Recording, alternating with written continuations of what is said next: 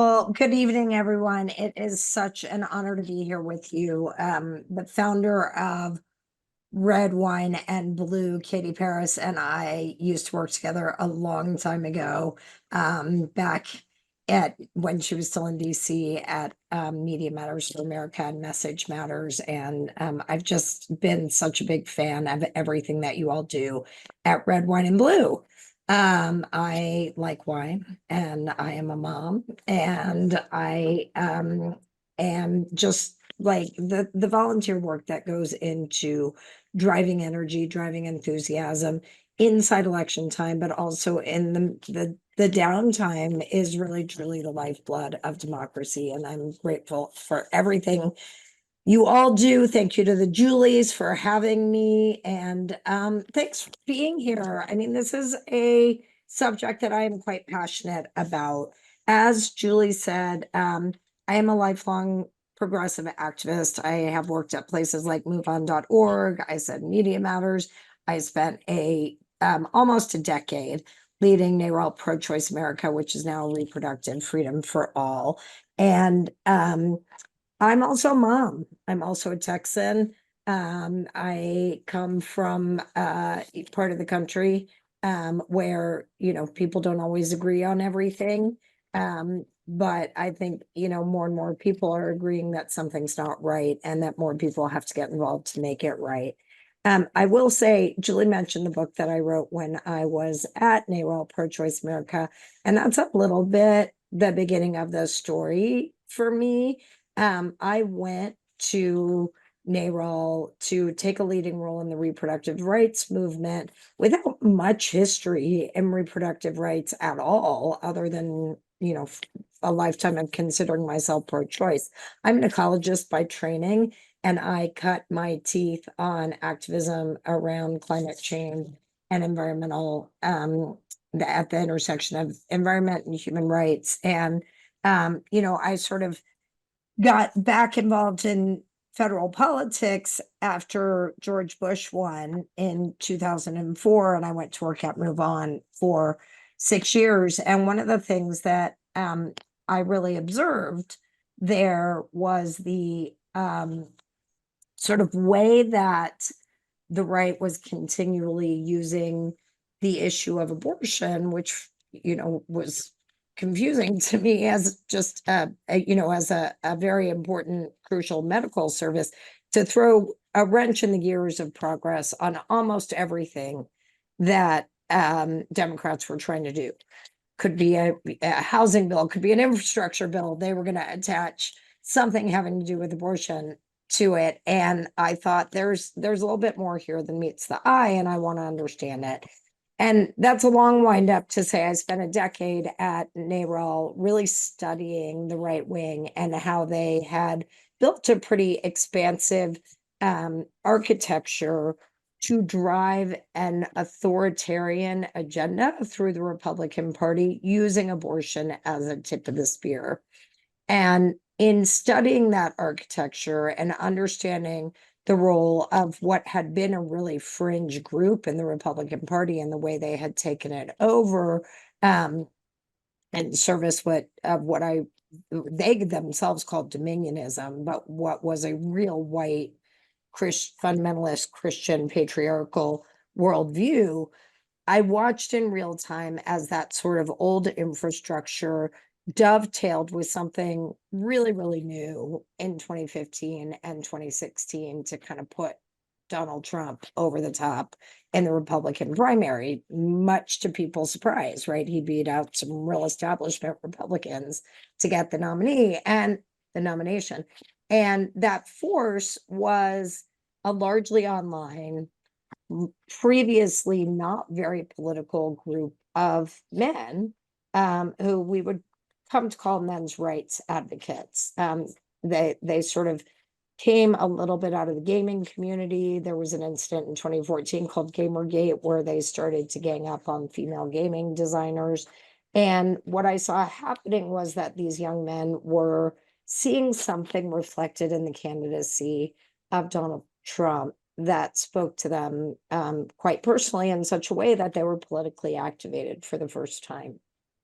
And what really spoke to them was this unabashed misogyny that was being reframed as a sort of traditional masculinity. Well, fast forward 8 years, and Trump won, and then Trump lost. And in the meantime, there grew this whole cottage industry of men, from sort of millennials now to Generation Z, who have sort of fashioned their identity around this hyper masculine persona that grew out of the Trump era, but now expands well beyond the Trump era. And it's having an effect on our social fabric, on our politics, and it could really affect the election next week. It's something that I have studied very, very closely over the last 2 years. And I think about it a lot from the perspective of what it means for democracy. And I think about it a lot for what it means for me as the mom of a young son. I started to kind of talk to my girlfriends about this, and it turned out I was not the only one who was kind of thinking about it, right? Like what's happening to young men? What should I be doing? What do we need to be doing as parents?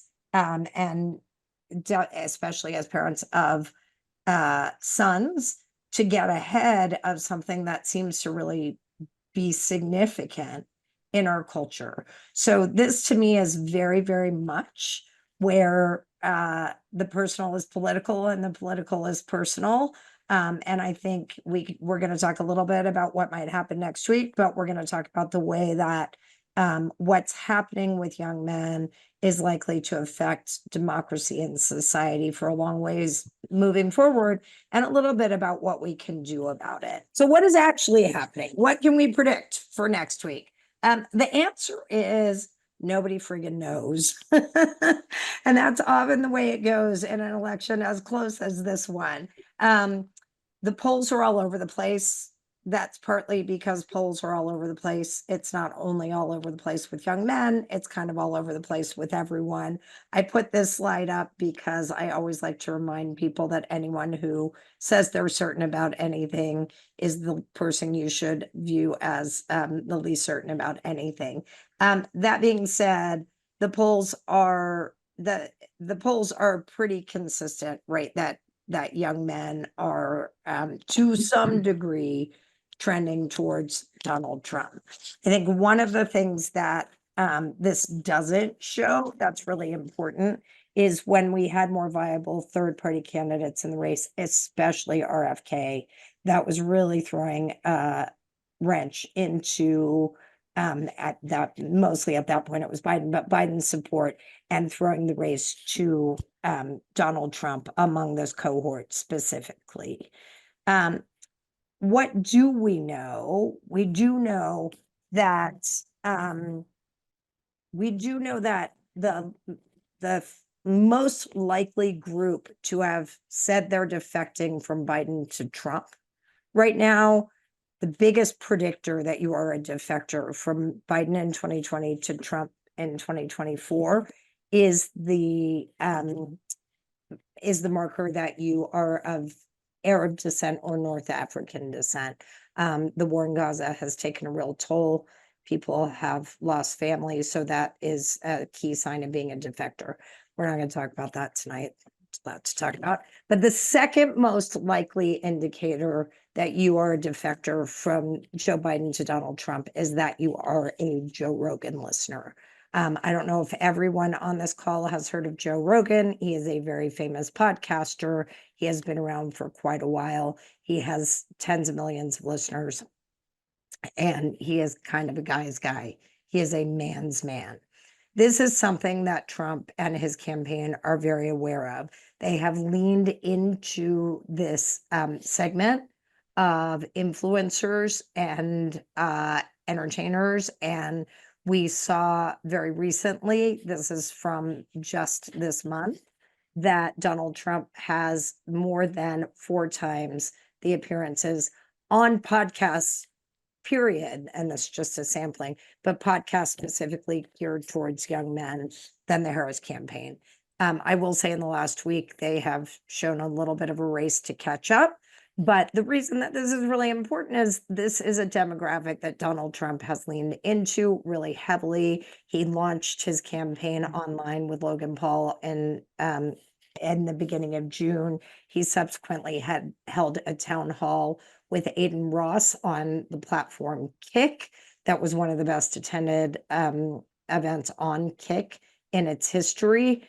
He gave Donald Trump a Rolex and a Cybertruck on that event. And he was endorsed at a rally by the Nelk Boys, who then did use their show for a full court press on voter registration. Now, I say those names a lot because I want people to know them. Aiden Ross, Kick, Nelk Boys, Logan Paul. These are not names I would have known before I started doing this work. These are hugely influential entertainers in the world of young men. Together, those on the three that I mentioned, Aiden Ross, Logan Paul, and the Nelk Boys, reach over 35 million people, the vast majority of them young men. And you can see that the Trump campaign has really leaned into that as a mechanism for getting attention and turning out votes. Hey, Ilyse, it's Julie. Just real quick, can you give us an idea of when you say young men, like what's the age range we're talking? 18 to 30. Thank you. It's a great question. In the context of, it's a great question. So in the context of voting, men are considered young men if they're within the age range of 18 to 30. There are a couple polls that put it up to 35, but generally it's 30. Now, young men, as they get sort of influenced by media online, goes all the way down as soon as they have devices that allow them to explore, right? But like just strictly in the voting range, we're talking 18 to 30. Okay, this is a really interesting graph because one thing you can do when you do online advertising is exclude audiences because you think that they are not worth investment in. And we all do that. This is not this is not like terrible thing. You have money to spend, you have to spend it wisely. This is just a really interesting contrast that Democrats have actually actively excluded these places and people that are, one would say, traditionally masculine places. So you got the Republicans leaning in, you got the Democrats leaning out. Well, what does that make us? Where does that leave us? We've got the largest gender gap in Gen Z of any generation in recent history, much larger than millennials, Gen X, and the boomers in terms of political preference.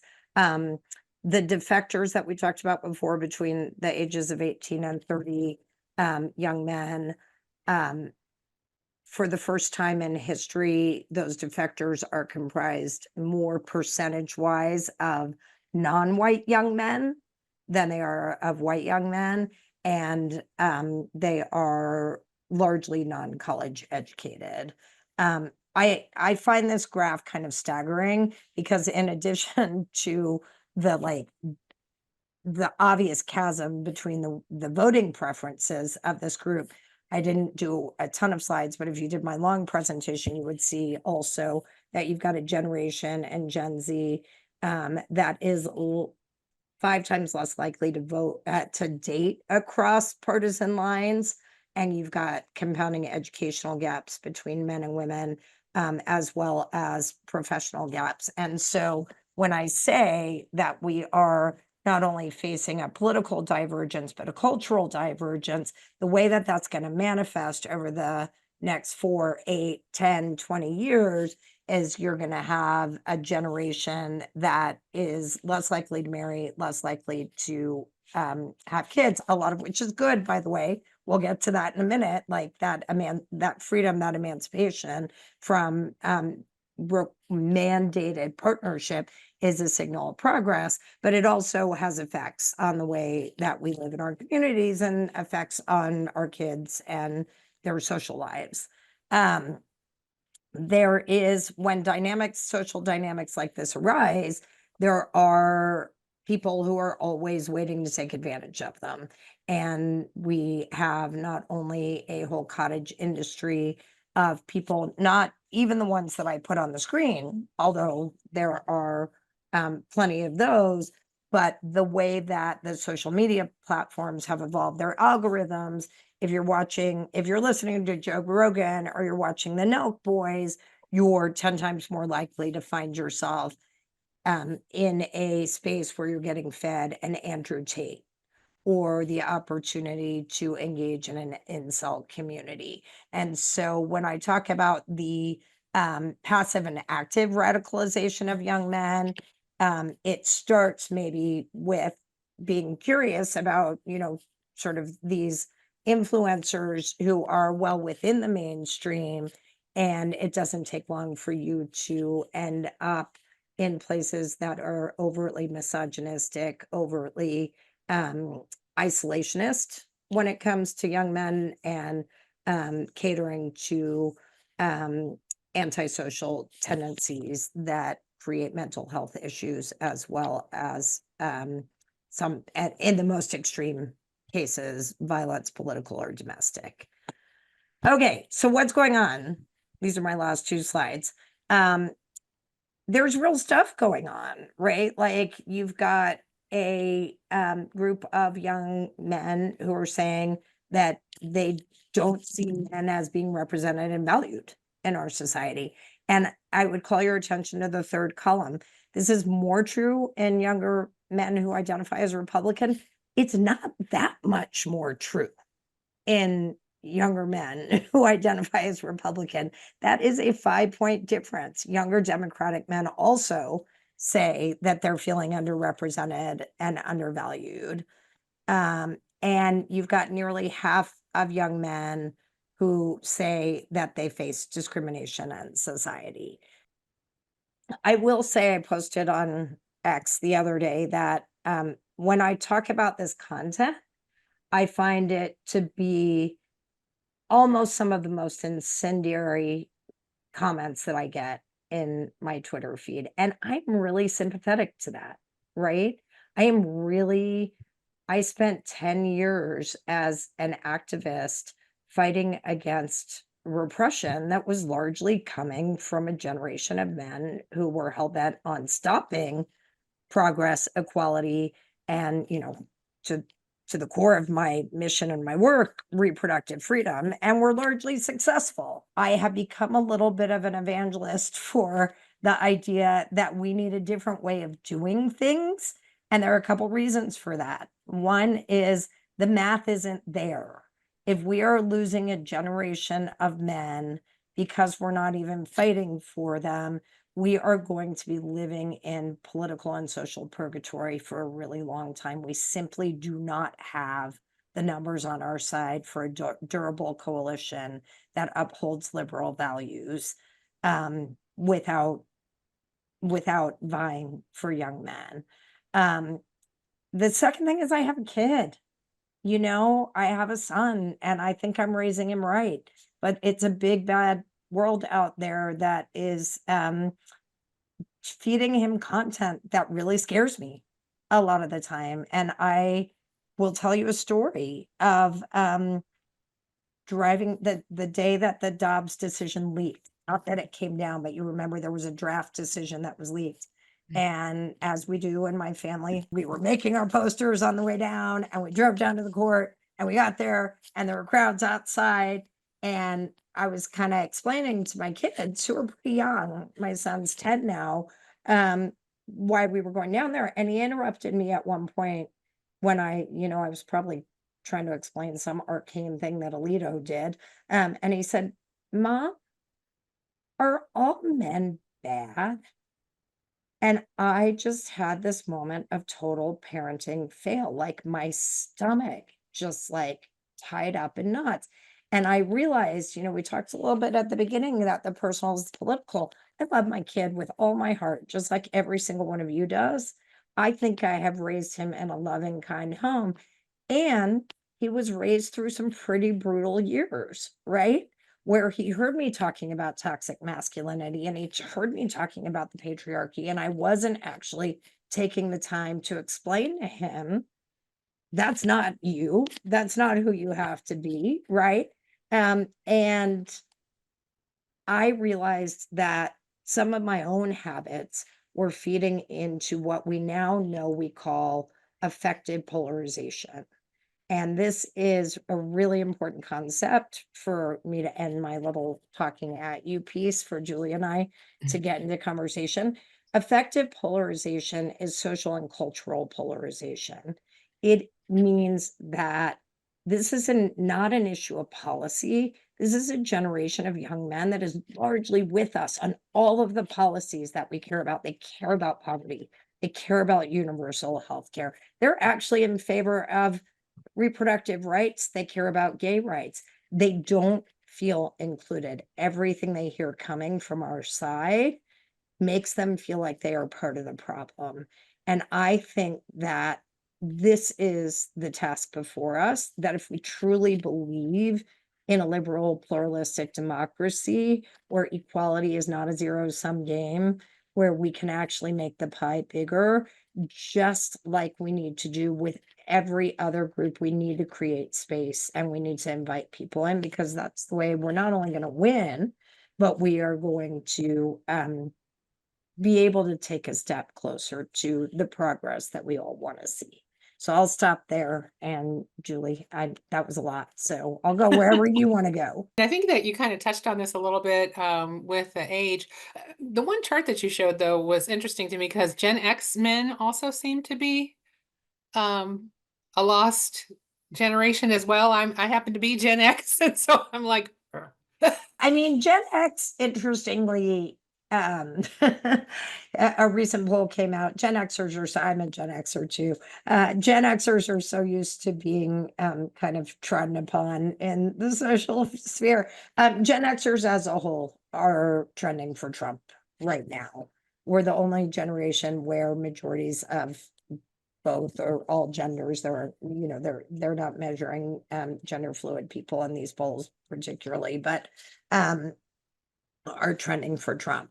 There's a lot to unpack there. I'm certainly not the expert on it, but yeah, you did notice correctly. But it is still, even with that, it's that much of a gender divergence as we're seeing in Gen Z, and part of that is because more Gen X women are trending in that direction.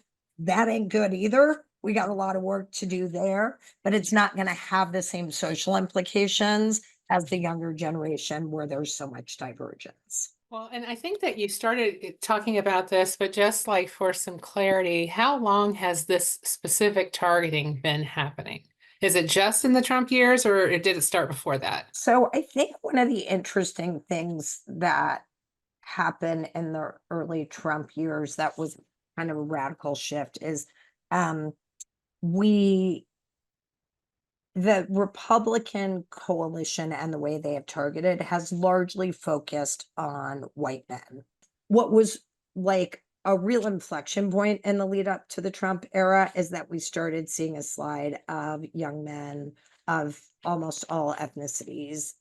And that is a really interesting, I mean, like if I can divorce myself from the like fear and anxiety about it, it's a really interesting dynamic because it does map onto this idea of like pretty soon we're going to be I don't like the term majority minority because I find it an oxymoron, but we're going to be a majority minority country. This is a generation that has been raised in far more of a multiracial culture than previous generations. And everyone is like, that's amazing, right? Like that's going to be super helpful in moving to the place that we want to be at. And that's where, all of your sociologists will say, well, demography isn't destiny, because we started to see misogyny emerge as a unifying link among young men of all races and ethnicities. And I always remind people, there's a reason that the Proud Boys proudly say they're one of the most diverse groups in the country. I'm assuming everyone knows what the Proud Boys are, but they're a really extreme right-wing group. And so that corresponded a lot with being able to cross culture digitally. That was the first generation of digital natives, and they grew up together, not only multicultural, but digitally. And misogyny is so prominent in digital spaces. And it also corresponded with this sort of idea that, or the data coming out, that men were facing poorer prospects than their counterparts of young women. And so that was sort of something to bond over. Are you concerned that this will keep young men towards these extremist positions and impact elections going forward? Do you have a concern about that? I do. I think that there are three dynamics that are mutually reinforcing and really important. The first one is the most salient one, I think, to a lot of people, which is, if we're not vying for and contesting for this generation, they're going to harden their partisanship, and we're never going to get them back. And that's going to make winning elections much more difficult. The second is, we're going to exacerbate current trends, which is depression, substance abuse disorder, and antisocial behavior in this generation, because they are actually being sort of ferried into these spaces where that's the norm. And I'm going to resist the urge to get into the rise of AI girlfriends, which is a real phenomena right now. And then the third dynamic is that you're going to end up with more political violence and more energy being fueled into the sort of authoritarian forces that are contesting for political power. So losing elections and fueling authoritarianism are mutually reinforcing, but they're not actually the same thing. And I guess the thing that's really important to me to say is, we don't have to cede the ground, right? Like, part of what's disturbing to me when I have these conversations, particularly online, by the way, is everyone's like, well, if they're voting for Trump anyway, they're a lost cause, right? Or we don't need incels and misogynists anyway. And the thing that I tell people is, there's like a massive distance between someone who listens to Joe Rogan and is Trump curious and someone who is going to, pick up a gun and storm the Capitol at the next insurrection. And we need to be in those spaces, right? A lot of these young men, like I said, are with us on the issues and want to be welcomed into the coalition. But the other thing that's really important for us to think about is, the right has an answer for them. And we've talked a lot about the cultural answer, right? But just take the fact that marriage rates are down. I'm like, great. I don't want anyone to have to get married who doesn't want to, or stay married who doesn't, who isn't in a healthy egalitarian relationship. And that remains my answer, right? And the right is effectively moving repeal of no-fault divorce through state legislatures, increasing penalty for non-married people through the tax code. And so we have to say, marriage rates are going down. Ton of positive about that. What is our solution to the fact that marriage has traditionally been a way to keep young men engaged in civics and civil society? Let's just come up with other alternatives that make people feel seen. I want us to engage in a level of creativity that doesn't just cede that debate to these regressive policies that are sometimes in the columns of the New York Times. And I'm like, are you seriously talking about the fact that it's our problem and we have to marry people we don't want to marry? That is not a solution. That's not a progressive solution. It's not a democratic solution, but we have to have our own solutions. And that starts with acknowledging. I saw something over the weekend about how men don't feel appreciated in general. And so that has been what has also created a growth in this space as well. I think that's right. And I think that we have a principled stance that I have too often taken, that they've had their appreciation, they've had their status, and their, I appreciate the hell out of my husband when he does like one small thing around the house. But I think when that scales to a cultural level, everybody wants, like, we're just talking about basic humanity, right? Like, I know one of the tiny things that people raise, Scott Galloway, I don't know how many of you all read him, but he's a very, very popular columnist, pointed out recently, the DNC lists 16 constituencies that they care about on their page, and men don't show up once. Like, these are tiny, tiny little fixes that actually go towards the idea that, like, we want you in, not if you want us out, right? Like, there are some rules for inclusion, but let's have the conversation. So do you think that young men are going to throw this election to Trump? So I get asked this question a lot. And my answer is always the same. This is a very close election, as far as we can tell, which means that young men might throw the election to Trump the same way Latino older men might. Now that the Puerto Rico statement happened, I'm less sure about this, but like, if you had asked me last week, older Latino men, right? Or white non-college educated women, or Jewish voters in Pennsylvania, or Arab American voters in Michigan. And my answer, what I mean by that is, it's such a small, these are such tiny margins that we can tell a story of anyone we want. We can blame anyone we want. We have to really avoid the urge, and who we blame will map very much onto our own narrative before we ever went into the election.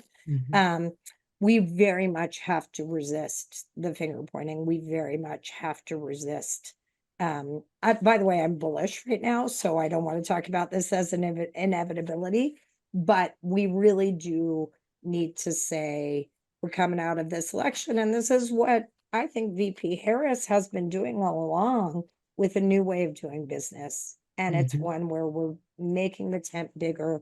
We're having high expectations of people who actually are with us, but we also believe that they can meet those expectations. And that goes for young men just like anyone else. So do you think that there are certain kids that are more susceptible to this type of indoctrination? Yeah, and I'm seeing some things in the chat around gaming specifically. I have spent a lot of time building what we call user journeys. Where do you start and how do you get to Andrew Tate? It is true that there gaming, crypto, fitness.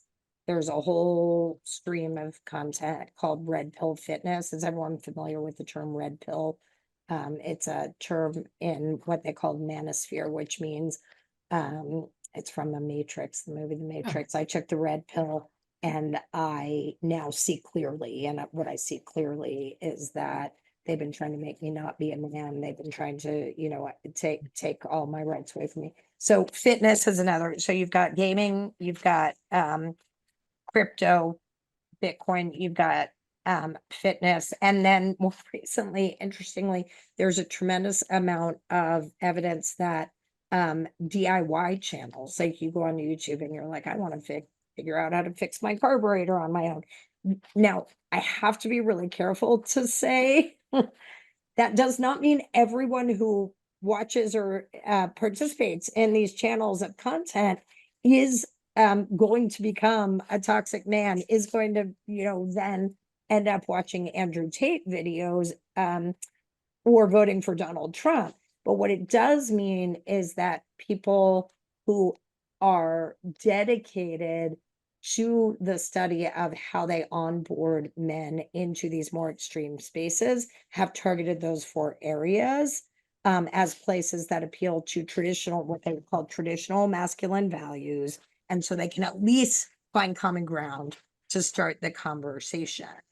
And when you talk about, I don't, is there a typical prototype of young man that is more prone to extremism? I think that's being studied. I would not say definitely yes, but what I am saying is this is where we come in. You know, I think this is not all moms, but like a lot of people on here are moms. What we do know is that if we are not aware of what our kids are playing, doing, engaging in, then we cannot actually be that first line of defense. We have to be curious, which I think is a real challenge for a lot of us. I'm going to admit that it's a challenge for me. The worst thing we can do with young men and our sons is to react negatively out of the gate and start lecturing them on why someone they have found affinity with online is wrong. We have to be curious. We have to be open. One of the best things we can do is ask to watch with them. This is my little, I wrote this plan for myself. I'm happy to share it with you. The 4th step is there are positive young male role models out there that they themselves are debunking some of what you find in what's called the manosphere, some of the worst extreme content. They are better messengers for our sons and the young men in our lives than we are. So say, oh, that was really interesting. Can I show you a piece of content and show them that? It is, I know for me and the friends I talk to, it is our biggest fear that our sons are going to turn into these people. And so it takes every ounce of self-discipline we have to not freak out. My kid came home. I'm immersed in this, so I know all what they call the manosphere terms, right? There's a term which you may or may not have heard called giga chad. It would mean nothing. I wouldn't even recognize it if I didn't do this for work. My 10-year-old came home and, as I said to his uncle, spouted his first giga chat, and like every fiber in my body was like, ah, you done my baby, you know. But if I had reacted that way, it becomes more of a thing for him. And you know, we know that young people in general at giga chat, sorry Linda, I can type it in, and I will send the Julies some resources that list some manosphere terms and some of these things afterwards to share with the network, so you don't have to remember all this stuff. But I think the main point there is we are saturated. I think a lot of people have made this point in the chat. A lot of the content has become mainstream. A lot of the language has become mainstream. So the first time you hear someone use some of the terminology does not mean they have been what we call red pilled.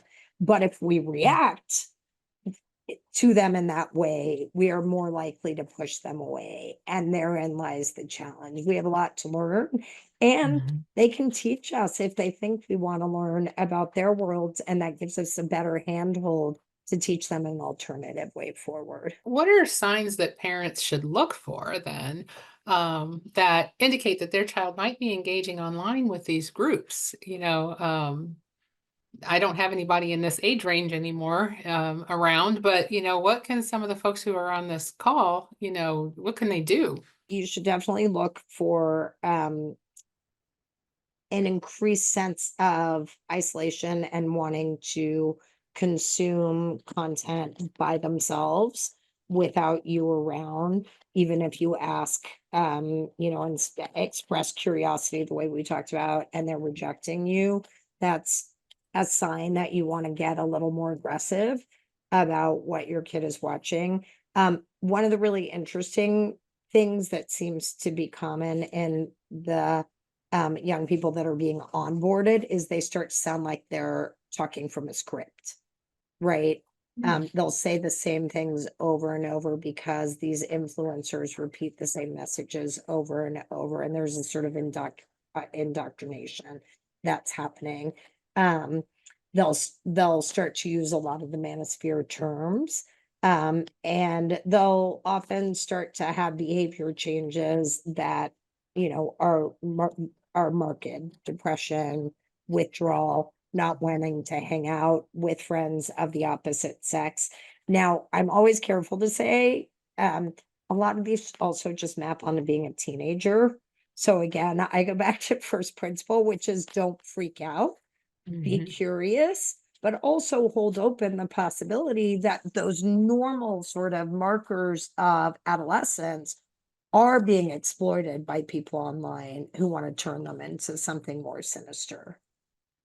So, what's the best way for parents to keep up with these words like manosphere and gigachat and the new websites and the influencers? I mean, in these places where kids are being targeted. So, like, what do you folks do? Because a lot of the stuff you said tonight, I've never even heard of before. So, I'm sure that I'm I not know. the only one.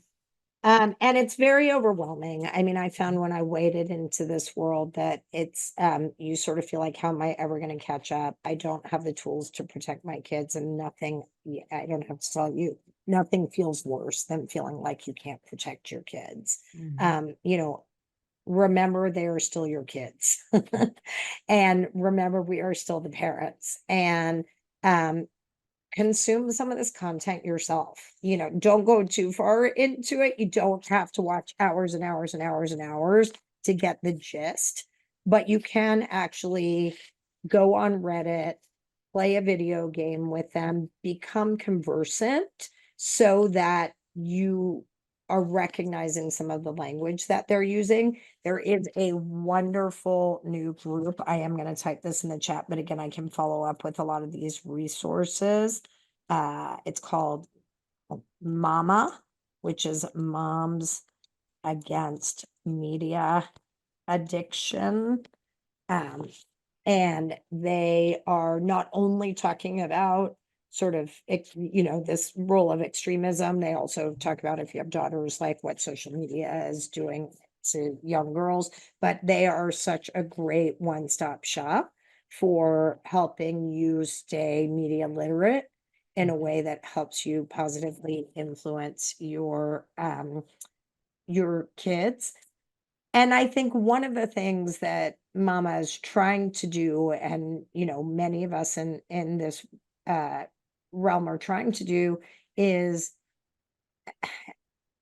I will say that the people I've talked to who have lost kids to radicalization, some of whom have popped out the other side, some of whom have not, all speak of it as the ultimate parenting failure. There's a tremendous sense of shame for liberal and progressive parents who have reactive extremist kids. And I get that. I have the fear of that happening to me. One of the things we have to recognize is that this is an absolute structural issue. It is not just an issue of parenting, right? We have platforms with algorithms that monetize the serving up content that is harmful to our children. And that's one of the things that I love about what Mama does, is they're organizing in ways that moms can do anything we put our minds to, right? That we can actually take this political power that we're using to get Vice President Harris elected, to then really come up to speed on platform accountability, putting guardrails on the kinds of content, and particularly the algorithms, so that users are more in control of what they're seeing. They're not being served up things they're not asking for, because a lot of these kids are not asking for this content. It's what's being served to them. Things that is really important. This is not a problem of like raising kids, male or female, or gender new gender non-binary, as that are conservative, right? this is really a problem of creating a generation that is prone to antisocial extremism. And those are two totally different things. In fact, these kids aren't conservative. One of the things I always remind people of is like, if anything, they are actually, if you define conservative, they're not socially conservative. We talked about that on the issues. But if you also look at conservative as working hard to preserve the status quo. They don't want the status quo. They want something better than the status quo. And therein lies the hope and the optimism, right? Like they want to help create and recreate something. We have to be open to the fact that they can do that in a positive way. So how do parents or even folks on this call listening spread the word about this to other parents and grandparents? Starting just by having the conversation, starting by saying this thing is happening. I want your help. I want your help to be a role model. I want your help to be open in conversation with the younger generation. Um, I think that spreading the resources, but also remembering that no matter what happens next week, um, we cannot live in a culture of blame and shame. If we care about the pluralistic, multiracial promise of democracy that we have all fought so hard for, we have to hold open the doors for everyone to join us. And I think that we can get there. I think that if we start to decide that we are going to put forward positive role models, young, subversive, but positive and constructive, young men as role models, lift them up through things like the political conventions, like surrogates, um, that we are gonna win. We are just gonna win because what we're offering is better than what the other side is offering. So you're saying we've, been kind of ceding this ground to the extremists. How can we make an impact? Like, how can people on this call, how can the people who share our values make an impact on this generation of men so that they don't fall prey to this? Yeah, I think, look, I think about this as a politically organized group of people, right? So what is the advocacy that we're doing? We need to advocate, as we just started to talk about, for greater accountability with platforms who are refusing to truly moderate content and actually, if anything, lifting up the extremist content that affects our kids. This is not an unsolvable problem. Europe, the EU has much stronger accountability legally and regulatory than we do on platforms. So that's sort of one column. The other is, by the way, I know that this is something that the vice president thinks about. I actually think that the vice president has done a better job of talking about these issues than many others in the party. And I also think that the second gentleman has made a real effort to openly talk about needing a new model of masculinity, just like now vice presidential nominee Tim Walz has. I'm so excited you guys are having Peggy on tomorrow night. I love being Peggy's warm-up act. That's very exciting for me. I think that they want to hear, especially from women, especially from feminists. I'm a feminist, that we believe this can be done, right? Because you get in the screaming matches of like, if you're talking about them, and that's like a real echo chamber online, we can organize as constituencies and say, we want you to contest this space. We want you to go to the places where the young men are. We don't see this as a zero-sum game. We're not worried that you're not there for us if you're there for them. And then I think the third thing is just to support our friends. Like I have found so much solace in talking to my friends and being like, oh, wait, you're scared too? Holy crap, maybe we can actually get together in groups like this and educate ourselves, share resources, and make sure we are more literate so we can actually help out our sons, our nephews, our, the important young men in our lives better than we are when we're just sitting in our own homes worrying about what's going on. Can you uplift, and I know you might send me these resources, but maybe people were asking, so who are the positive role models we want them to see instead? We had a Gen Z panel on, and that was the one thing, is that we shared out like some of these, you know, role models for them, because you mentioned that, you know, I can say things to my son, but it might be more influential when it comes from someone his age, as opposed to mommy telling him what I think. Yeah, I was trying to keep up with the scrolling chat. I mean, I think it's really good to read Richard Reeves. He's done so much good work on this, and Scott Galloway is really incredible on this. They are really for our generation. They're really not for the younger generation, but there are people like Mr. Beast. There are people like Luke Johnson. There are people out there who are of that generation who are really trying to debunk some of the toxic narratives and saying it doesn't have to go this way. I guess one last question. I know we're almost at time here, but knowing that young women, and I'm gonna say, you know, my son is probably very driven by like what the young women in his life think. How much of an influence do they have on the young men? Or how much of influence do dating partners have on young men in this area? I'm just curious, because you see the women over here. Yeah. That's a great question, and I'm gonna wrap it in with Susan Calhoun's comment in the chat, which I have sort of been negligent on. One of the best things we can do is make sure our kids are spending as much time offline as online. Um, it sounds a lot simpler than it is, but it has to be a top priority. One of the best ways to neutralize the effects of the toxicity online is to make sure that they are engaging in diverse groups of peers and through structured activities and just socially. And that sort of goes to your question, Julie. Traditionally, yeah, if they want to impress a young woman, that they're going to care about the things that um, she cares about. I will say that there was an alarming poll that came out recently that showed that young men and young women who were spending a lot of time online had significantly higher negative impressions of the opposite sex than those who were spending less time online. And so you've got this sort of like mutually reinforcing dynamic where they go in with a negative perspective, then they get into it and they feel rejected, and then sometimes that can drive the grievance politics. So definitely spending time in mixed groups offline, but also making sure that your kid is spending time with even same-sex friends in a constructive environment, clubs, sports, with positive role models.